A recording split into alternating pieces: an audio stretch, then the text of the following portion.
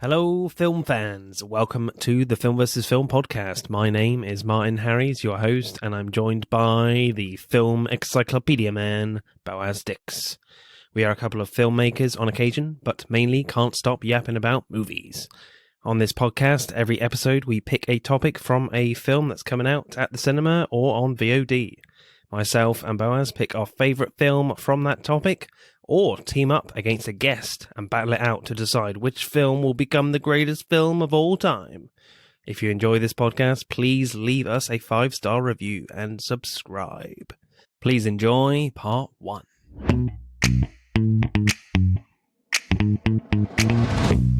This week, people, as Amsterdam was supposed to come out this weekend, but they brought it back to October. They don't listen to my request that you're not listening to my schedules for this podcast. What are you doing, Hollywood? What can you do? I don't know. I think they're doing it to spite you. I think they're aware of your schedule. Yes, Yeah. I know. It's crazy. But talking crazy, we are talking Christian Bale films. And we have guests again, people from The Good, The Pod, and The Ugly. How are you guys? I won't ask which is which. You'll be able to tell by the end. Right. So we have Ken, Jack, and Thomas. Thanks for having us. Hello. Yeah, thanks for having Cool. us. You're welcome. And I'm of course joined by a man who has recently finished polishing his axe, and I believe you got some videotapes to return soon. Boaz Dix, how are you, sir? Yeah, I'm good. Good. Guys, The Good, The Pod, and The Ugly, it's great to have you on. Tell us a little bit about your podcast and where can we find you? Well, we're available on most streaming services that carry podcasts. Gab, Parlor, Truth Social, LinkedIn, Truth Social. Yeah.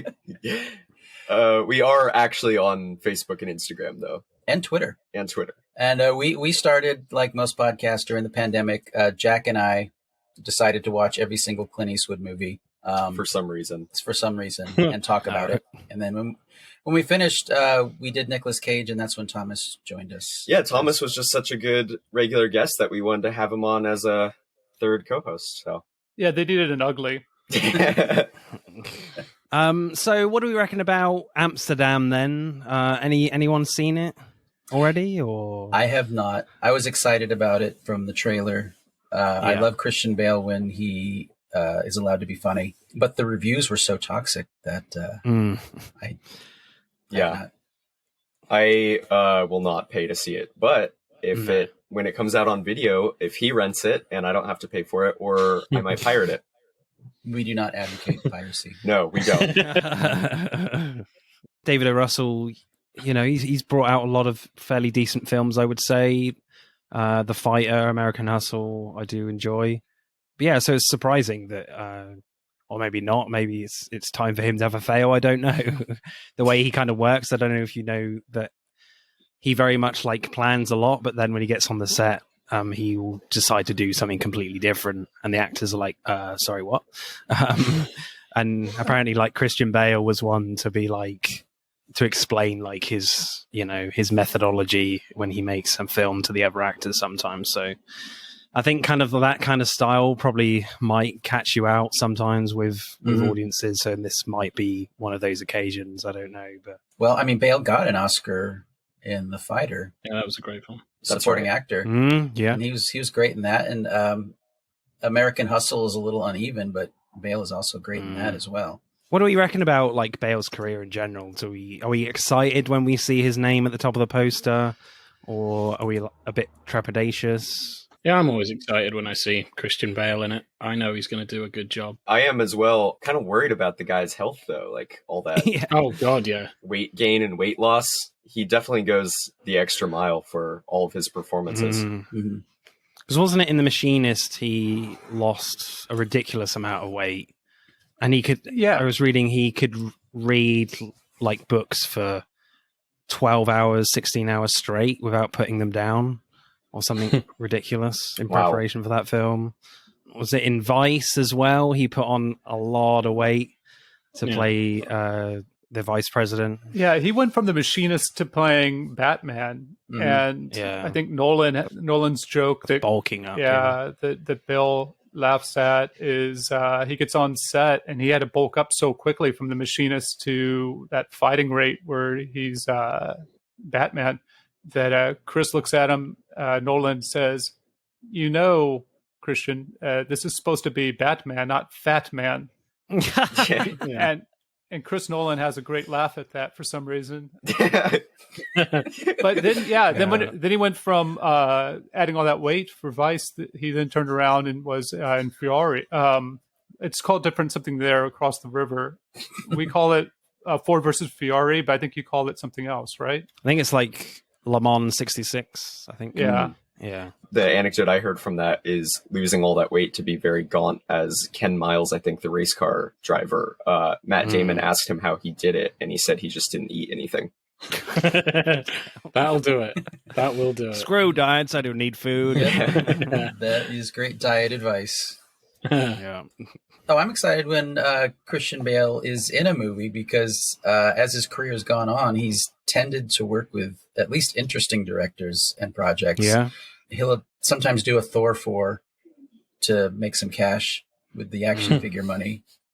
But that keeps him with an ability to get movies funded that might not normally some of the smaller movies he works on. And directors really seem to like working with him. Yeah, I think he's got quite an eclectic sort of taste in what he signs on to. Like, a lot of his films can be quite different. Yeah, there was a spell there in the aughts, right, Boaz, where he was doing like one decent movie and then one terrible movie back to back, where he would do like Equilibrium. Or, I mean, I'm not a big fan of The Machinist, but he did a movie that was so bad in 2006 that I really wanted, somebody nicked my pick for a flick already. I wanted to do The Prestige today. But both he and Jackman were they were amazing in 2006 in that film. But then they also made two of the worst films I'd ever seen: Harsh Times and The Fountain. In that same year. So they both had that really weird rocky aughts where they would do something amazing and then turn around and do Van Helsing or something. It's probably they don't know when to say no. But their stars are probably still on the rise back then, especially like when we talk about American Psycho. Like it's even though Bill had been a child actor, this is like him coming out as an adult. Mm-hmm. Yeah, it's a sizzle reel. Yeah, didn't he go from like The Dark Knight to Terminator Salvation as well? It's quite a drop in quality. To say the least. So Boaz, we went with American Psycho for our Christian Bale pick. Well, I think I picked this one and you agreed. Also just said, sure, why not? I mean, his body of work, yes, he's done some bad ones, but a lot of films he's done have been very, very good. And obviously he's one of the best Batmans. Arguably, he's in some of the best Batman films there is. 3:10 to Yuma, I really like that remake of that Western. As you said, Thomas, The Prestige, we've covered that, a great one. But I just think there's nothing quite like American Psycho. It kind of mixes like typical gory horror with psychological horror as well. It's just a very fascinating film to watch, really. So what happens in American Psycho, Boaz? So American Psycho follows the story of Patrick Bateman, a New York City investment banker, as he's essentially losing his mind and going on murder sprees. And basically trying to fit in as well. Yeah, he's not the most stable person. And it's done from like his point of view of his like gradual. It's not even a gradual. It's like a roller coaster descent into absolute madness and depravity. And I think that pretty much sums up the film. It doesn't really have a overarching story structure for that. He's just a very jealous, self-centered, archetypal yuppie who happens to be a serial killer. Yes, indeed. I have actually read the book of this, and I'll tell you now, I'm never reading that book again. Some of the imagery. Yeah, you've read it as well, Thomas. Oh yeah, You've read it once, I guess. Once is usually enough. Yeah. Yeah, I don't know if you agree, Thomas, but like for me, the film is quite tame. Very tame compared to this film. Yeah, originally when the book came out, there was a bunch of concern. Like the original publisher dropped it, and they were looking around for a home. This is the third Bret Easton Ellis book in this kind of family trilogy that he has with Less Than Zero and Rules of Attraction. And so this would also be the third movie. I mean, all those were also made into movies along with this one, right? But the book is a little bit like Requiem for a Dream, in that once is enough usually. Yeah. It's not because it's bad, but because it definitely does something, and it puts you somewhere that you don't necessarily want to. I don't necessarily want to stay. Yeah, no. I'm happy to leave. Yeah, there's certainly some imagery referenced in this film that certainly goes a lot deeper into detail in the book. It's difficult to shake those images after you've read it. And it was thought that it was a book that couldn't really be made into a movie, no? Because, I mean, similar to Naked Lunch, you have to take deviations because it just how much of a book the book is. So, Martin and Thomas, since you guys read the book, is the satire in the movie, which a lot of people who like it probably gravitate towards, is that in the book, or is that something that Heron and her screenwriter added? No, it's in the book. It just depends on how you read it, and also to read a 400-page book, it takes a certain with small type, unlike maybe Heat 2, which we talked about on our podcast, which has a pretty large type, pretty quick read. To dedicate yourself to reading the book it takes a certain type of person. It's different than the people who might have seen American Psycho, the movie, and liked it for reasons that wasn't the intent of the filmmakers. Yeah, that's something I wanted to mention. Is that American Psycho is a very popular movie amongst my generation and around people my age. Like it was a really big deal when I was in middle school and high school, and a lot of people love Patrick Bateman and totally idolize him. And this movie has been memed to death with people my age. Every single line, every single shot is a meme, pretty much. I saw a Patrick Bateman meme today on Facebook where there was a reference to like an Andor sex scene with Christian Bale's Bateman like behind a camera going pouting. You know? So initial reactions, people, for this film. Do we like it? Hate it? What do we think, Ken? I enjoy it. This is only the second time I've seen it. I saw it when it originally came out, and I think my reaction this time was similar to back then, to where the opening is so good, and I keep waiting for something to go with it, and it becomes a bit repetitive, and by the end, I'm kind of done with it. Yeah. Bale is amazing, though. The whole cast is great. Willem Dafoe, as we were talking about earlier, as the private detective. Hilarious. Boaz, initial reactions? Yeah, I like it. I've watched it quite a few times, actually, with various friends. Yeah, and we discuss it a lot afterwards about like what it all meant and, you know, any sort of hidden meaning and subtext, or even like if you can even trust that any of the events even occurred, because the ending kind of puts that up to interpretation. Yeah, I mean, I own it. It was one of the first DVDs that I purchased. Fortunately, I didn't get to see it in theaters when it came out for whatever reason.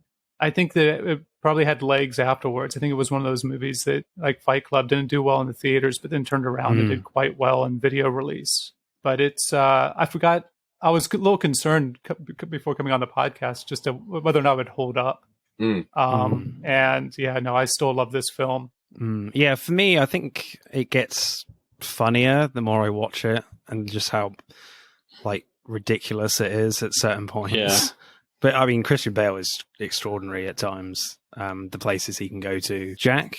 Yeah, it's one of my favorite films, actually. Well, I really love it quite a bit. It's my understanding that Christian Bale was told not to take this role because it would tank his career, and instead he kind of it turned him into a leading man, and you can really see why, because his performance here makes the movie. Like, you couldn't imagine anyone else. I think Leonardo DiCaprio was maybe in the talks at one point, and you can't imagine anyone else in this role. Yeah, I think wasn't Christian Bale and Mary Herron, the director, when they fired at one point before production started and then rehired later? Yeah, well, Mary and Harry, they gave her a pay or play contract, and they were going to pay her off because they wanted DiCaprio. And she, to her credit, and this adds to my score for her direction on this, was going to walk, because she said, "Look, I have a $6 million film, and you want to bring in DiCaprio for $14 million.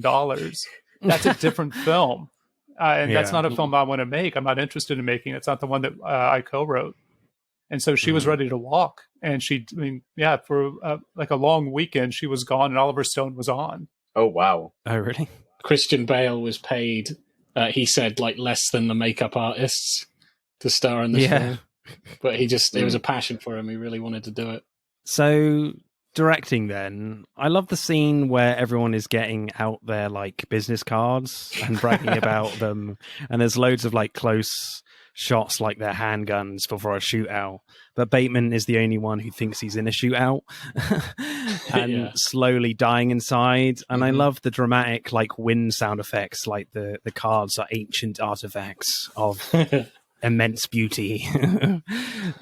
It's just quite funny, I would say, that scene in particular. That's an iconic scene. It has totally become absolutely a meme. Absolutely. Like Patrick Bateman's face, the close-up of him sweating while he's holding the card. And the sound in that scene is amazing. Apparently that is the sounds of katanas being drawn from sheaths, but slowed down. That is funny. Right. That is cool. I think it's the best. I think it's the best scene in the entire movie. Yeah. It might be, yeah. They had some lying around in his flat, I guess, in his apartment. How do you create tension around a scene of people looking at business cards? Like it's hard to conceive. I mean, you write it down on a sheet of paper and it doesn't mean anything until you get in and you figure out actually the storyboarding of it and the sound, the production design, all of it. It's weird to think that they spend as much time as they do. Yeah. And it's as effective as it is. And it's about something so like petty and sort of just like beyond the pale. It doesn't matter. And like, I can't even tell the difference. They're all white, for Christ's sake. Like, there's no difference. I think there is a little bit. I would still pick Bateman's, to be fair. I love the inner monologue of Bateman where he is losing his grasp on this. And even the look of Christian Bale as he's like trying to, it looks like he's sweating and uncomfortable and he's just really trying to hold it together. And then I love that with the last card with Paul Allen's, he's just shaking. He's like, oh my God, a watermark. I have to kill this man. Yeah. I think my favorite meme ever with that was in the UK at the beginning of the pandemic. We had a toilet paper shortage. Everybody was just buying all the toilet paper. Yeah. And my favorite one was some guy redid it, but with toilet paper. It's like, I got triple ply, and that's nothing. And that was really, really funny. Throughout most of the film, like, Patrick Bateman has been able to hide and control like the horrific things he's been doing to these women, but when he invites Christy back again with Elizabeth, the redhead, and Christy tries to escape when she sees like blood appearing under the sheets, while Bateman is hungry, I guess. So she runs like hell, and you see all these dead bodies, and Christian Bale is all covered in blood, naked, like a crazed animal with a chainsaw. It's quite shocking to see. And the sound effects of the chainsaw and music is like really loud, going at pace. And then when the chainsaw falls on Christy, killing her, the film falls silent with a shot on her dead body. And it feels really eerie because you've gone from like this immense noise to nothing in an instant. And it's kind of like, no one is going to know what happened here at all, that silent shot of her dead body was just like, took me aback a little bit. Did you get that kind of feeling when you watched that? Definitely. Just that silence, that deafening silence. It's a slow zoom down the stairs on her body, and it almost feels like something, maybe a pastiche of like The Shining or something, because of the geometric design of the stairs leading down to her. Yeah. And that was actually a scene that bugs me the first time I watched this movie. I don't think I really understood it, because that scene and the scene where he's dragging Paul Allen's body earlier out of his apartment, leaving the trail of blood, I was like, wait. He would get caught here. Like, I didn't understand that logically. Well, it's just cranberry juice. It's fine. There's this twist of logic, though, where every time he does something where he would be caught right away in the real world, he doesn't do a good job of covering anything up or hiding anything, but the world sort of does it for him. Like, everyone else does it for him. Yeah. There's a bit of comedy of manners or something to it. I love as well how he just does this in conversation a lot as well, where he's just admitting to it, but they just hear what they want to hear. Yes. Yeah, I like that. I think my favorite one is where he's at that club and he's like, so what do you do? Murders and executions mostly. And she's like, I know a couple of guys who are into that. And he's like, really? He's like, yeah, but I heard mergers and acquisitions can be quite boring. Yeah, and it's just like completely goes over her head. So, favorite shots or scenes, people? Thomas, you got a favorite shot or scene? I mean, Ken already mentioned that opening scene. That's really good. Just starting off, you're not quite sure what you're seeing. You see this blood come down, and then it's the dessert. And so much of the movie is about the dessert. And then you get him talking about all of his products that he's doing, he's using on his face. And then at the very end of it, oh my god, he peels Patrick the beauty products off, and there's just nothing there at all, nothing behind it. It's just all surface.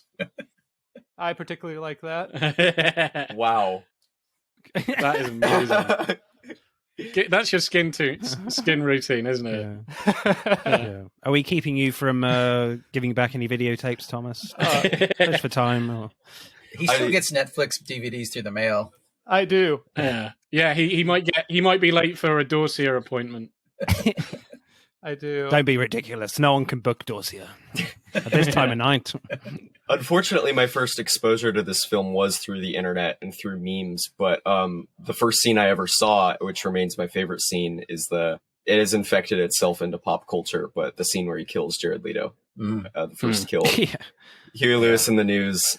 I think that is an amazingly well directed scene, and there isn't really much blood. Like, there's a little bit of blood splatter on him.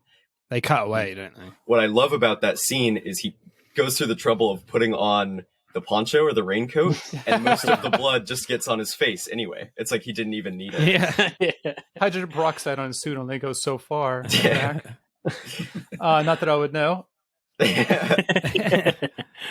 Ken? I don't know about favorite scene, but the entire first act up until the point he kills Jared Leto. Yeah, I think Joker.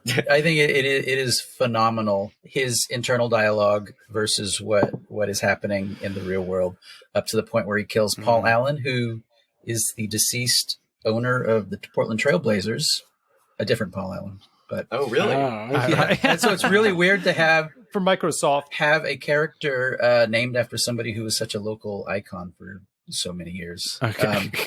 I do think the movie kind of, for me anyway, peters out a little bit after that, because we do get a lot of repeating of the same things that we'd already seen, maybe with a little more sweat on Bale. Yeah, that entire first act is really quite masterful. Boaz, favorite shot or scene? I would say favorite shot is probably where, because it always gets me, because I always forget it's in the film, but where he goes to get some wine or something, he goes to get something out of the fridge, and there's just like a head that's there. Yes. Yeah, I think that's probably my favorite, like, single shot. No, that just reminded me of a scene in the book, which just kind of horrified me when I watched it. But it's way too dark for a podcast. I won't say it, but if you've read it, you know what I'm talking about, probably. Yeah.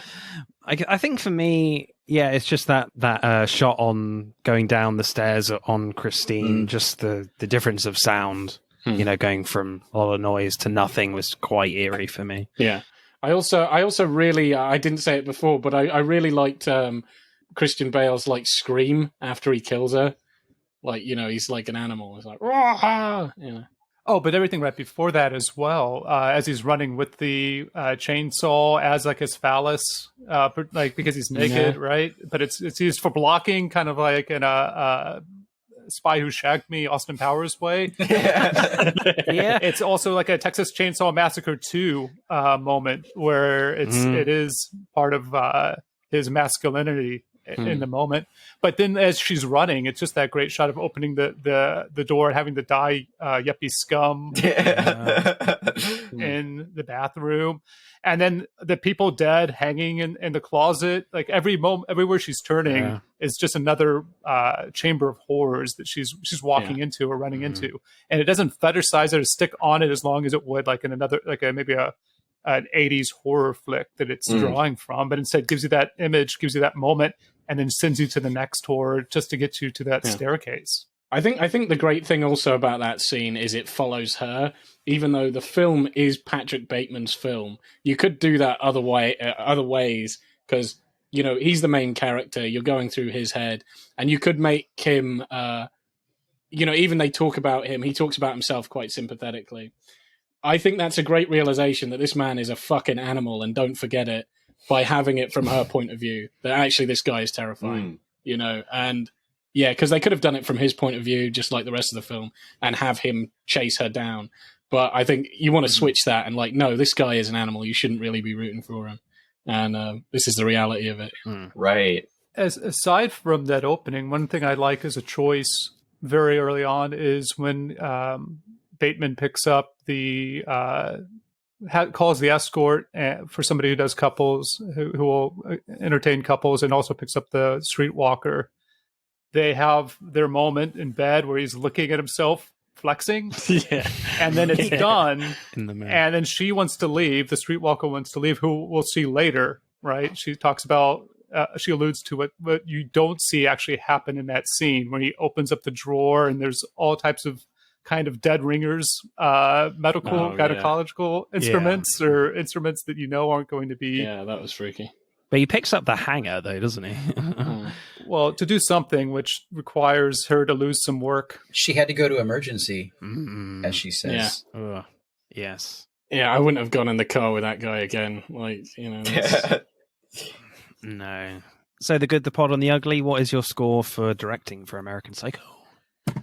Well, we ended up taking an average. It was highly skewed by Jack on one end and Ken on the other. And Jack is not impressed.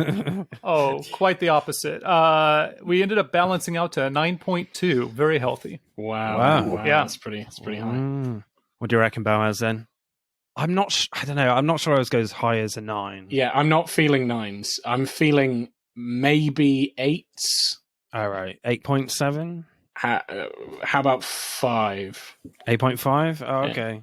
Okay. So I don't think there's anything terribly special, I don't think, with what Mary Harron is doing here. It's done really well, but I would bump up 9s where there's something unique I haven't seen before or something. Just something. Yeah, I think for the budget, but also she came right off. She got hired onto this off of I Shot Andy Warhol, and they were like, we need another 80s film. And so both of these movies we're talking about today are period pieces, but they don't. That's not what their emphasis is by any means. Yeah, absolutely. And so I like that you get the large cell phone without it being called out.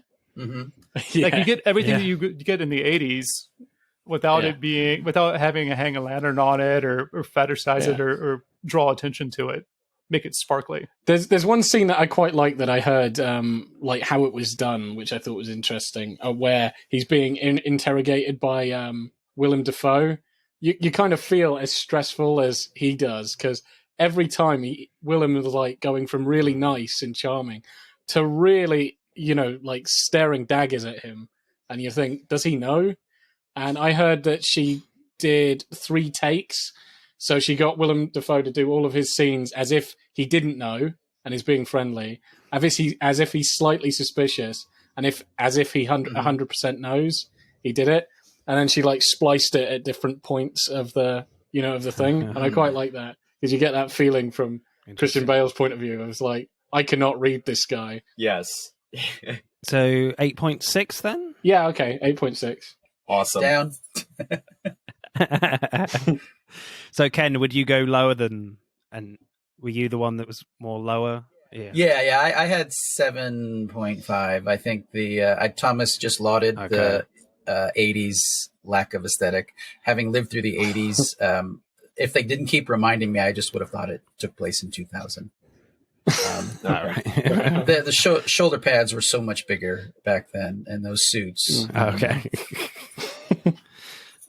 So screenplay then. I find like Christian Bale quite funny in this film, especially when he's about to do something very extreme in his apartment. He talks endlessly about music albums like he's pumping himself up or as foreplay to turn himself on before the sex scene, where he says, Christy, get down on your knees so Sabrina can see your ass. Phil Collins' solo career seems to be more commercial and therefore more satisfying in a narrow way, especially songs like In the Air Tonight and Against All Odds. Sabrina, don't just stare at it, eat it. He gets more pleasure from like talking about Phil Collins than getting the girls to do what he wants to do, which creates a lot of dark humor for me. I just think that scene is genius. Do you get that as well? Like he's kind of getting high off of like talking about these music albums and other things as well, compared, and then like the release is like the violent act that he's doing, But the other side of that is it shows like his power or his control of the situation just for money. Like they wouldn't do any of those things if he wasn't paying them. But also everybody, when they talk about who Bateman is, they're like, oh, you're not Bateman. Bateman's a spaz, or Bateman's a nerd, or Bateman's a dork. Yeah, a dork. A dork. Thank you. Can we say the D word on this podcast? I'm not sure. I might have to bleep it. So. There's one scene where there's genuine tension in his apartment with a girl instead of humor. And it's when I would say he invites his secretary, Jean, into his apartment for drinks, and she's acting all innocent, talking about what she wants to do in life. And she's the one girl character we know a little bit about watching the film.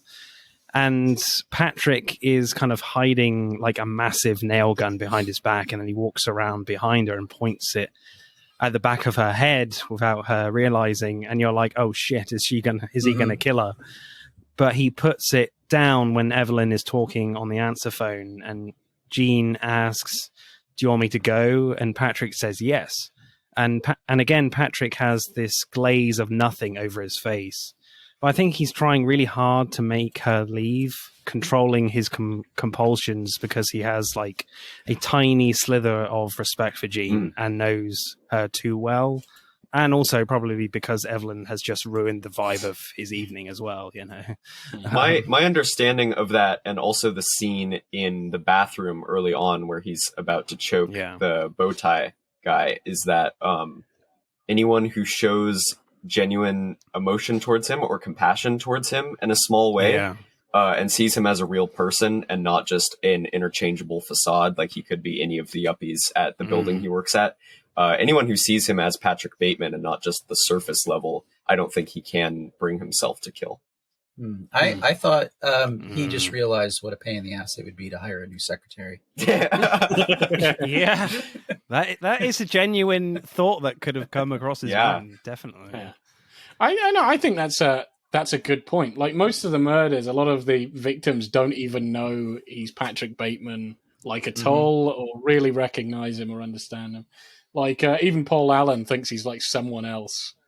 So yeah, I think you may be right. Like somebody shows some genuine attention for him, and he's like, "What the hell?" Yeah. Oh, I was just wondering if she touched him, if he would kill her like he did the homeless person in the alley, because it's the person without a house. Because it seems like he might actually help that person out until they touch him, and then it's all bets are off. And so for her, the secretary, she's saying things from a different class, and she's saying like things that she's just never done before. And they're very banal, most of them. Like she's talking about like searching for herself, but it seems like it might, like Kim was saying, strike some type of chord in him, like touch that humanity. I think after the chainsaw scene, Patrick Bateman has really lost control of his like homicidal behavior. And after he just murdered a load of people going home, he calls his lawyer and leaves a message and confesses to everything that he's done and all the people he's killed. Then when he sees his lawyer again in the last scene of the film, the lawyer thinks it's a joke, but Patrick says again, no, I killed Paul Allen. Then the lawyer says, that's impossible. I had dinner with Paul Allen in London 10 days ago. And it's like other people like Bateman try to impersonate people they're jealous of, like Paul Allen. And it's like no matter how many people he kills, no one will believe him now. And I love that last voiceover to end the film, because before there's an element of pleasure and excitement for Bateman in what he's doing, because he could get caught, especially in public when he's talking about his killings, but people just mishear him, like you were saying, Boaz. But now that the pleasure has turned into like constant pain, like the last line of the film is just simply, this confession has meant nothing. He could tell all his friends he killed hundreds of people, and that they would find it funny, and that it's a joke. It's just a joke. So it's very twisted at the end. But it's kind of this thing for Bateman that it's gone from kind of pleasure killings to like he's just in constant pain. He just has this need to kill, but like there's no pleasure anymore because there's no danger of being caught within his friends. You know, I mean, if it's real. If everything's real in the movie, which it probably isn't, but if everything's real, it's a cry for help many times, right? And if it's not real, it's the same thing. So like, if he killed just maybe only the former owner of our local basketball team, Paul Allen, then yeah, sure. But the main thing is like throughout people, they're almost interchangeable. Slick back hair, nice suit, white guys. Like they're all interchangeable. They all look kind of the same. They all like their haircut. Like Jared Leto looks like he's doing an impersonation of Christian Bale when he comes in. Like they look so similar. They're so interchangeable that it seems that's what our protagonist is trying to get rid of, trying to have some type of surface. I mean, go beyond the surface, have some type of depth, and it's just not there. Yeah, like no one can give him that. I've heard the conversation around this movie is always the argument of whether all of it actually happened or if it was in his head. And I feel like that's not the point, at least that I see it. I think that it probably was all real. And it doesn't really matter because if it wasn't real, he's still a horrible, depraved person that could get away with this stuff. And if it was real, then there's no way he could get caught even when he wants to. Yeah, I don't think that. I think that unequivocally it all really happened and wasn't just in his head. And the thing that I always hear is, well, how was Paul Allen still alive in London then if he had killed him? And this time around watching it, I caught that, everyone looks the same and no one can remember if he's actually Patrick Bateman or a dozen other people. So it could have been any of the other Paul Allens. They don't just do it for Patrick as well. So it's not that Patrick's indifferent, that is indistinguishable. They all are. The film even begins with, he points over to one of his friends and talks about how the guy, the table over, has just done a deal or something. And Patrick corrects him. He's like, no, that's not that guy. That's someone else. Like he's somewhere else. So they can't keep straight anybody's fucking faces or, Yeah. So it's just, they're just completely interchangeable. So yeah, definitely that could be an explanation of why it's real.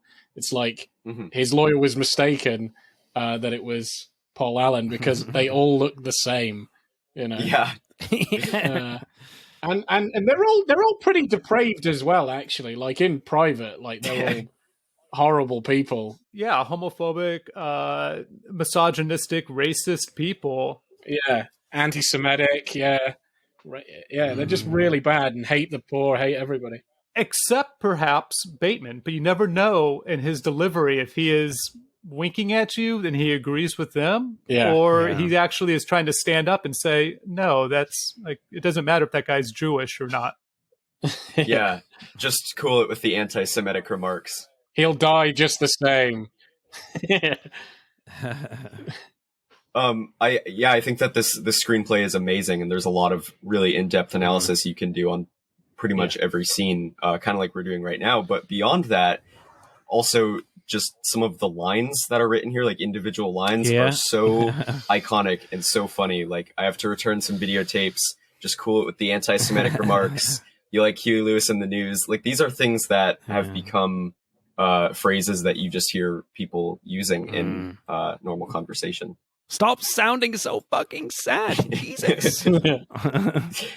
Is a good one. Anyone got any favorites then? Favorite lines? I hope I've been informative. Long day, a bit scattered.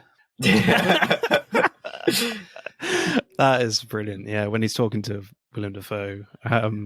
I think mine is just, I mean, Boaz knows this, but I kind of just go straight out to the really funny ones. I think when they're at a party and they're doing coke in the cubicle, and the guy, like some random dude, pops up and says, "Can you keep it down? I'm trying to do drugs." I don't know. That just felt very funny to me. Ken, you got a favorite line? No, I don't. Whoa. Okay. So, but I have a question for you all, because this movie, as Jack was saying, has permeated pop culture with the memes and the Huey Lewis spiel. Can you watch this movie and not have that? Can you watch it like with a blank slate, or does that inform viewing the movie now? I mean, that's impossible to say, really. I'd have to watch it with like somebody who hasn't watched it, see what their experience is. Yeah, maybe fly to the remotest parts of Peru. Yeah, probably. Yeah. Darkest Peru, hang out with Paddington and see what he thinks. Yeah. It's sort of like the Star Wars prequels, where every line and shot is kind of a meme. And yeah, definitely watching it this time around, I was just thinking of all the memes I've seen. Yeah, I don't know for you, Martin, but did you read the book after you saw the movie? Yeah, I read it after, yeah. That was the case for me as well. Yeah, I was just surprised how much more, just more detail he goes into a lot of the terrible stuff he does, and they certainly cut out an awful lot in the film, I would say. They leave out a lot of stuff. Yeah. Is it true that the release of this film is just called The American and not American Psycho in Britain? One of the reasons I didn't watch this, aside from not being a big Bale fan at the time when it came out, was that I hadn't read the book and I thought it was just going to be a horror movie. And so I think for the people who who went to watch this in the theater, were people who had read the book and thought that they were going to, like, kind of knew what they were going to see anyway. So I'm not sure if you can ever fully get a blank slate for this. In fact, this movie, I mean, the book was so controversial. They never released it in hardback. Like the book that I have here, the softback, is the first edition. They didn't release it in hardback. And also Gloria Steinem was probably the reason, feminist Gloria Steinem, intellectual Gloria Steinem, it's probably the reason that Leonardo DiCaprio did not do the film, because she told him that he shouldn't. Because many feminist groups in the States hated this book. There was blood thrown on it in bookstores. It was 70% of bookstores in the U.S. did not carry this book, chose not to carry it. So it was a very controversial book when it came out. You got a favorite line, Thomas, then? There's so many. I do truly love Feed Me a Stray Cat. Yes. Yeah. And one of the things I love is when you set something up early on and then you just come back to it later. So Bateman goes and withdraws money from an ATM, not as like a full throwaway scene earlier, but you get an ATM prior to him seeing that crazy thing come up. And so it's set up earlier in the film. It's not just a sudden only for that shot. Boaz, you got one? So I think the murder and executions one is like the funniest one to me. Yeah. But I do like I like one of the longer sort of monologues that he does. He does quite a few monologues. But I like the one where he's getting spa treatment and he's like, I have all the characteristics of a human being: blood, flesh, skin, hair, but not a single clear, indefinable emotion except for greed and disgust. Something horrible is happening inside of me and I don't know why. My nightly bloodlust has overrun into my days. I feel lethal, on the verge of frenzy. I think my mask of sanity is about to slip. Like, that's something like a Shakespearean villain would say, before he kills a baby or something, I just really like that sort of stuff. Just cool it with the anti-Semitic remarks. Makes me laugh every time. I don't know why. Yeah. So The Good, the Pod, and the Ugly, what is your score for screenplay? Well, 8.5 is what we ended up with. What do you reckon then, Boaz? I'm willing to go higher than our directing score. I just feel like every time I watch this, it is funnier. I don't know, because there's. I think when you get past the shock value, like the first time you watch it, it gets funnier to me. So like 8.9 or something, or a 9. 8.8. Okay. Right. Acting then, people. I mean, I love the acting from Christian Bale when he takes Courtney to a restaurant that she thinks is Dorsia, but she's all drugged up. That's funny. And barely awake. And Patrick Bateman tells her exactly what she's going to have for dinner. And he's so impressed with himself that he doesn't really care that Courtney is like completely slumped in her chair. He's like, yeah, I did well there. That is the best meal you can have in this restaurant. I think my favourite one is his last interaction with Willem Dafoe. I just really like that because they're always getting more and more tense, and he's always getting more and more flustered. I just think there's something about the last one where he looks awful. He just looks awful. His eyes look baggy. He's sweating buckets. He's shaking, and and he's trying to smile. He can't keep it together. His head's shaking. And I just love that whole scene and the acting of the facial acting of Christian Bale, as he just cannot think of what to say to get out of this. And then just the relief when Willem Dafoe is like, "Oh yeah, you were with this other guy. You were with this group of friends at the time." He's like, "Yeah, of course I was." Yeah, Willem Dafoe's thing that he does there, where he goes, "That explains it," is my favorite. Yeah.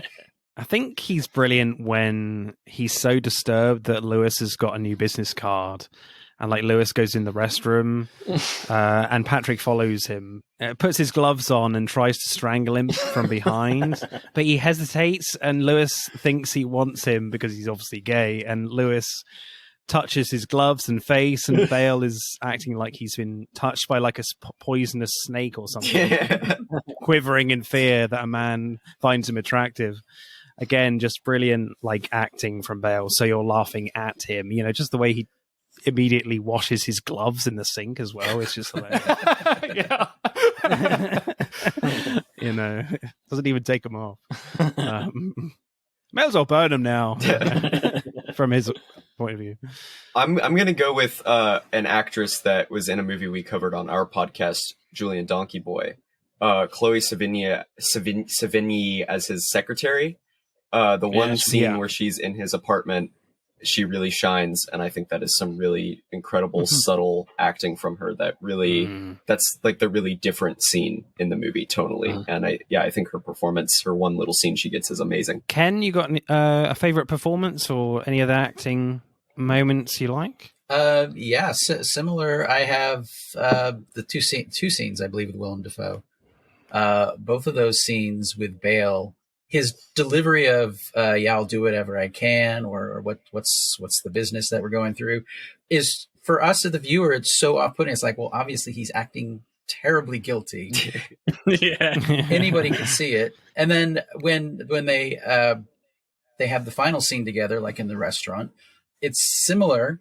And the fact that Willem Dafoe just gives it up, and again, Christian Bale just looks terrible. And you as an audience, you think, Willem Dafoe has to know he's guilty. Just look at him. And the great thing about Bale's performance throughout the whole movie is he never winks at the camera. He commits 100%.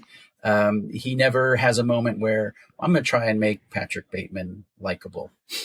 He never has a moment like that. He never breaks, even when you're not sure what's happening. It's kind of a one-off for Bale because you don't really see him go full Bateman ever again. But yeah, the whole thing is great. You never really feel sympathetic towards him at all either, whereas some, psychopath killing movies do sometimes do that, go down that road. It's right behind Thomas. Psycho. Yeah. But certainly with this performance, no, the laughs are, you're laughing at this guy. You're not laughing with him at all. I never found myself laughing with him, really. Well, you're laughing at the fact that he's insecure, lonely, selfish, greedy, narcissistic, and he's just like the worst person. Yeah. He just gets flustered at the stupidest things. Yeah, so I agree with that. Ken, you were going to say? Oh, I think if Bale had tried to elicit any sympathy from his character, I don't think we'd be talking about this movie today, because it'd be kind of gross. And DiCaprio and Stone may have done that. Yeah. So Yeah, two parts to that. And Depp actually was attached at one point as well before Bale, which would be interesting. But when Mary Herron met with was casting, she kept getting these. She said she kept getting these American actors coming in wanting to do method, asking like, "What's the history of this character?" Right? Like, what's their motivation?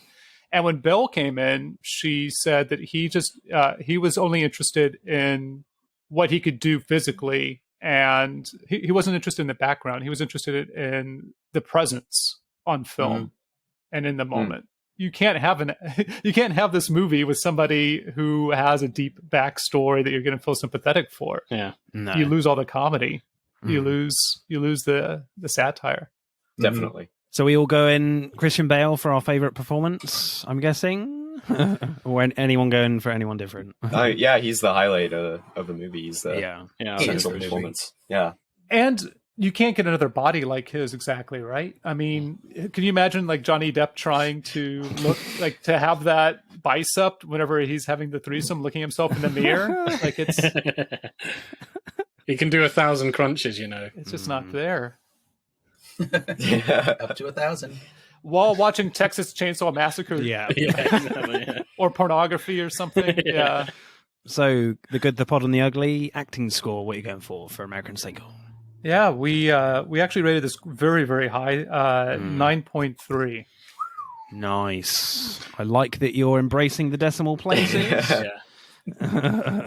Yeah, I think with the acting, I would go in the 9s. I think it's one of my favorite things about the film. Like any of the scenes with good old Mr. Bale, I think he always brings it. Maybe something similar to that, or 9.4 or something. Match them up, 9.3. I'm happy with that. Yeah, let's do 9.3.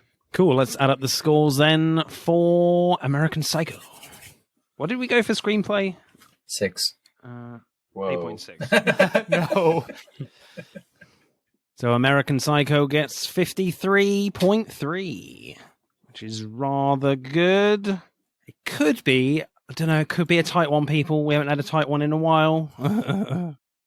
That's it for part 1. Thank you for listening. We hope you enjoyed it. Check out part 2 to see who wins. But don't stop there. Get involved and tell us what your favourite films are relating to the episodes. Send us a DM or comment on Instagram and TikTok at Film vs. Film Podcast, for Twitter at FVF_podcast. If you do, we'll give you a shout out on the next episode. If you're feeling really generous, you can buy us a one-off coffee at our Buy Me a Coffee account. Remember, please leave us a 5-star review and subscribe. Pod signing off.